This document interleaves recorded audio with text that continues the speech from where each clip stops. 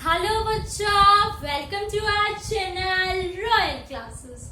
तो आज हम लोग बात करने वाले हैं हमारे क्लास 12th के फिजिक्स के मैग्नेटिज्म वाले चैप्टर में, और उसमें भी हम लोग डिस्कस कर चुके हैं about the bytes law, ampere circuit law. जिसने भी अभी तक वो स्टडी नहीं किया फटाफट से आई बटन को क्लिक करें और जाकर पहले वो वीडियोस देख कर आए। तो हमारी लास्ट वीडियो में हमने मैग्नेटिज्म पार्ट बी के बारे में बात की थी, और इसमें भी हम लोगों ने फोर्स निकाला था। मतलब एक चार्ज पार्टिकल का मोशन कैसे होता है जब हम उसको इलेक्ट्रिक फील्ड में प्लेस कर देते हैं। अब हम लोग क्या पढ़ने वाले हैं कि एक चार्ज पार्टिकल को अगर हम मैग्नेटिक फील्ड में रख देंगे, पहले हमने उसी चार्ज पार्टिकल को इलेक्ट्रिक फील्ड में रखा, हमें पता था उसका फोर्स क्यू ही होता है, और हमने फाइंड आउट किया था कि वो किस तरह का पाथ फॉलो करता है। अब हम लोग क्या करने वाले हैं, हमारे चार्ज पार्टिकल को मैग्नेटिक फील्ड में रखने वाले हैं, और जब हमने उस चार्ज पार्टिकल को मैग्नेटिक फील्ड में रखा तो हम लोग क्या फाइंड आउट करेंगे, एक चार्ज पार्टिकल का कितना फोर्स होता है, चार्ज पार्टिकल पे कितना फोर्स लगता है जब हम उसको एक यूनिफॉर्म मैग्नेटिक फील्ड में रखते हैं। क्योंकि हमें उसका मोशन चाहिए, मतलब हमें उसका फोर्स चाहिए, तो उस फोर्स को फाइंड आउट करने के लिए सबसे पहले हमें इसके लिए फॉर्मूला क्रिएट करना पड़ेगा। जैसे इलेक्ट्रोस्टैटिक में हमारे पास फॉर्मूला था F=QE। अब हम देखेंगे कि फोर्स का फॉर्मूला क्या होता है मैग्नेटिज्म के अंदर।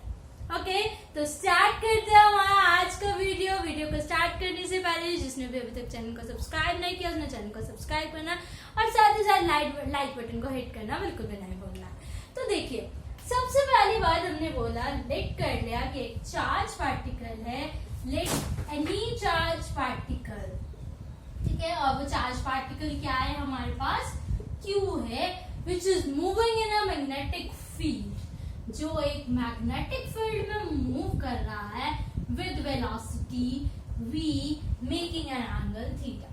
ठीक है, किस वेलोसिटी के साथ मूव कर रहा है, v वेलोसिटी के साथ मूव कर रहा है, और साथ ही साथ एक एंगल बना रहा है, और वो एंगल क्या बना रहा है, making an angle theta with the magnetic field.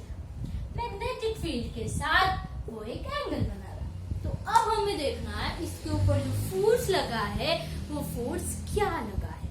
तो सबसे पहली बात देखी कि वो फोर्स जो है वो डायरेक्टली प्रोपोर्शन होगा चार्ज की, क्योंकि भाई चार्ज पार्टिकल ही तो मूव कर रहा है, तो क्यू जितना ज्यादा हुआ फोर्स उतना ज्यादा होता जाएगा। सेकेंड चीज, वो फोर्स डिपेंड करेगा हमारे पास बी पे, मैग्नेटिक फील्ड पे, कि हम कितना मैग्नेटिक फील्ड प्रोवाइड कर रहे हैं। अब हमने क्या देखा, जब इस चार्ज पार्टिकल के ऊपर हमने मैग्नेटिक फील्ड लगाया तब ये चार्ज पार्टिकल मूव किया, क्योंकि उसके ऊपर फोर्स लगा। क्योंकि न्यूटन के फर्स्ट लॉ ने बोला जब भी एक्सटर्नल फोर्स लगेगा, अगर कोई रेस्ट में है तो वो मोशन में हो जाएगा, मोशन में है तो रेस्ट में हो जाएगा। तो ये चार्ज पार्टिकल किस में आया, मोशन में आया, इस तरह से ये मोशन में आ गया।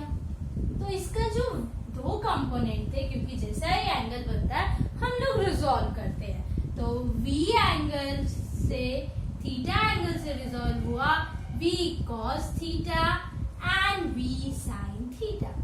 तो जो v cos थीटा है वो पार्टिकल को आगे की तरफ मूव करवाता है, ठीक है, स्ट्रेट लाइन में आगे की तरफ मूव करवाता है, और v sin थीटा उसको सर्कुलर पाथ फॉलो करवाता है। ठीक है, ये उसको स्ट्रेट लाइन आगे चलाता है पार्टिकल को, और ये उसको इस तरह से सर्कुलर पाथ जो है वो फॉलो करवा रहा है v sin थीटा। ठीक बात, तो जो ये फोर्स है वो डायरेक्टली प्रोपोर्शन हो गया किसके, v sin थीटा के। ठीक है, v sin थीटा के क्यों हुआ, क्योंकि वो पार्टिकल को किस चीज में हेल्प कर रहा है, ये कंपोनेंट सर्कुलर मूव करने में हेल्प कर रहा है, इसीलिए हमारे पास ये किसके इक्वल हो गया, v sin थीटा। जब हमने इकट्ठा लिखा तो फॉर्मूला बन गया QV sin थीटा। ठीक है, तो इसको हमने सिंप्लीफाई करने के लिए ऐसे बोल दिया कि v के दो कंपोनेंट बने, v1 and v2। V1 is what? V cos theta and V2 is what, V sin theta.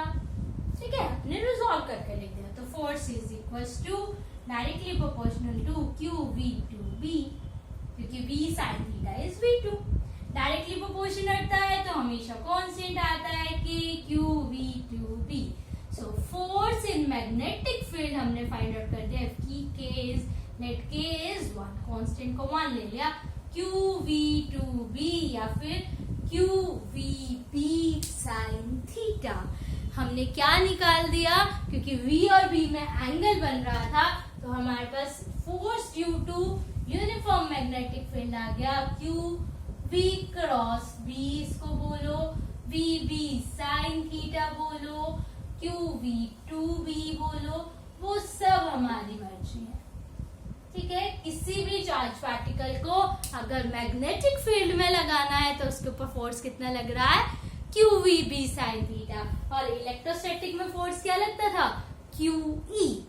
अब हमने देखना है इसका मोशन क्या होगा। ठीक है, तो सबसे पहले हमने इस फोर्स को सिर्फ इसलिए निकाला क्योंकि हमें फोर्स नहीं पता होता है चार्ज पार्टिकल के ऊपर मैग्नेटिक फील्ड में कितना लगता है। QE हमें पता था तो उसमें हमें फोर्स निकालने की नीड नहीं हुई थी। बट इसमें आपको क्या करना पड़ेगा, सबसे पहले फोर्स निकालना पड़ेगा एक मैग्नेटिक फील्ड में कितना होता है।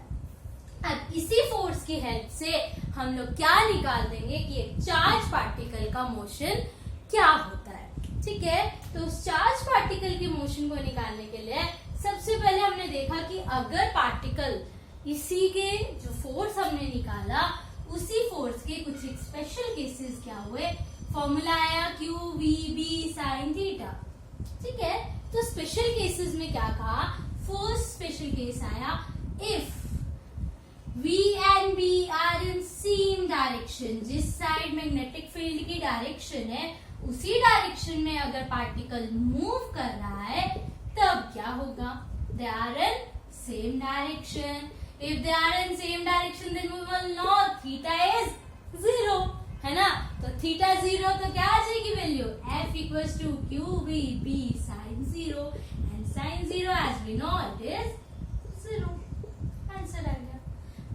सेम ऐसा ही सेकंड केस हमने लिया कि if magnetic field is in direction and velocity is perpendicular to the, तो perpendicular so theta is 90 होगा तो F equals to QVB sin 90।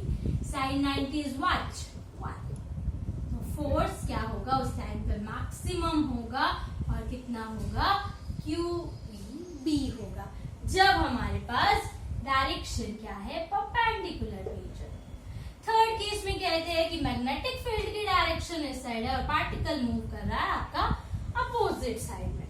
ठीक है, थर्ड में हमने क्या लिया, particle moves in opposite direction to the magnetic field. अगर पार्टिकल अपोजिट डायरेक्शन में है मैग्नेटिक फील्ड में तब हमारे पास क्या हो जाएगा, QVB angle is 180 degree, QVB sin 180 it is -1 so answer is -QVB। ठीक है, तो इस तरह से हम लोग फोर्स को जो हमें डायरेक्शन दे रखी है मैग्नेटिक फील्ड और पार्टिकल के मोशन की हम लोग निकाल सकते हैं उसके ऊपर फोर्स कितना एक्ट हो रहा है। अगर मान लिया ये पार्टिकल न्यूट्रल पार्टिकल है, if particle is neutral, particle अगर आपका न्यूट्रल है तो हम क्या कह देंगे कि चार्ज, न्यूट्रल पार्टिकल का charge 0, so force is also 0, वो मूव ही नहीं करेगा क्योंकि उसके ऊपर कोई भी एक्सटर्नल फोर्स ही नहीं लग रहा है। ठीक ना। फिर आता है हमारे पास अगली चीज कि if motion is not there that is V is rest, if particle is at rest तो उसके ऊपर क्या कोई फोर्स लग रहा है, क्या है question, if particle is at rest then what is the force in magnetic field. Special cases से आपके क्वेश्चन जरूर बनते हैं तो स्पेशल केसेस को बहुत ध्यान से आपने करना होता है। ठीक है, इफ V इज 0 तो फोर्स भी क्या हो जाएगा, ultimately 0, QVB sin theta, so V is 0 so force is 0। ठीक है, तो ये तो हमने जस्ट वो चीजें पढ़ी कि किस तरह से अगर आपका पार्टिकल की डायरेक्शन, पार्टिकल के मोशन की और मैग्नेटिक फील्ड की डायरेक्शन वेरी करेगी, वैसे वैसे उसका जो फोर्स है वो किस तरह से वेरी करेगा। इसके बाद क्या आता है, हमने देखना है इस पार्टिकल का मोशन, इस पार्टिकल को वो किस डायरेक्शन, किस पाथ को वो फॉलो करने देगा। तो हमने देखा इसके ऊपर फोर्स तो लग रहा है चार्ज पार्टिकल के ऊपर मैग्नेटिक फील्ड में, F equals to Q V B sine theta. अब ये जो है हमने कौन सा V साइन थीटा और क्या करवा रहा है, पार्टिकल को सर्कुलर मूव करवा रहा है, सो सर्कुलर मूव करवा रहा है, कोई ना कोई रेडियस हो रहा होगा। तो हम क्या कहते हैं, if it moves in a circular path, अगर हमारा चार्ज पार्टिकल मूव कर रहा है सर्कुलर पाथ में तो भी फोर्स आएगा, and that force equals to centripetal force, और वो सेंट्रीपिटल फोर्स क्या होता है, mv²/r। ठीक बात, सेंट्रीपिटल फोर्स किसके इक्वल होता है, mv²/r। पता है 11th याद है या मैडम, कौन याद रखता है, ऐसा है क्या। अब बताइए v कौन सा होगा हमारे पास, तो सर्कुलर पाथ में मूव करने के लिए हमारा साइन काम आ रहा है, तो mv² sin² θ/r। अब यहाँ से हमने क्या देखा, दोनों फोर्स है, this is also force, this is also force. जब भी फोर्स आ जाते हैं तो क्या कर देते हैं, एक ही काम आता है, बोल दो कंपेयर कर दो। कंपेयर कर दिया तो क्यू v2b लिख दिया एक बार, इसको v sin theta is written as v2, तो क्यू v2b mv²/r, mv²/r। ऐसे ही करेंगे, v2 से v2 कैंसिल, r की वैल्यू हमारे पास क्या आ गई, mv2/qb। तो जो सर्कुलर पाथ ये बन रहा है v sin थीटा से, उसका रेडियस हमने फाइंड आउट कर दिया, कितना होगा, mv2/qb। ठीक है, it means radius is inversely proportional to magnetic field. अगर किसी केस में मैग्नेटिक फील्ड ज्यादा होता है तो उसका रेडियस कम होगा, तो मतलब जो पार्टिकल पास है उसका मैग्नेटिक फील्ड ज्यादा दूर होता जाएगा, रेडियस बढ़ रहा है तो मैग्नेटिक फील्ड कम होता जाएगा। ठीक बात ना। तो ये हमने क्या निकाला, फोर्स निकाला, जिस फोर्स की वैल्यू हमारे पास आई QVB sin थीटा, और वहां से हमने फाइंड आउट कर दिया रेडियस। अब हमने देखना है इस सर्कुलर पाथ को मूव करने में कितना टाइम टेकन लगता है, time taken to move a circular path. ठीक है, सर्कुलर पाथ में मूव करने के लिए टाइम टेकन कितना लगता है, तो हमें निकालना है time taken for moving in a circular path. Time taken is what, distance upon में स्पीड। ये तो फॉर्मूला याद है ना, 9th से पढ़ते आ रहे हैं, बोला 9th में पढ़ा था, फिर हमें क्या याद होगा, याद है सबको, क्योंकि 11th में फिर से आप लोग पढ़ते हैं, speed equals to distance upon में टाइम, है ना, तो time equals to distance upon में स्पीड। अब डिस्टेंस कितना, सर्कुलर पाथ मतलब circumference is what, 2πr, speed, है ना। अभी कर दो, r की वैल्यू तुम्हें पता है क्या है, mv2/qb, v2 से v2 कैंसिल, तो टाइम यहाँ पर आ गया हमारे पास 2πm/qb।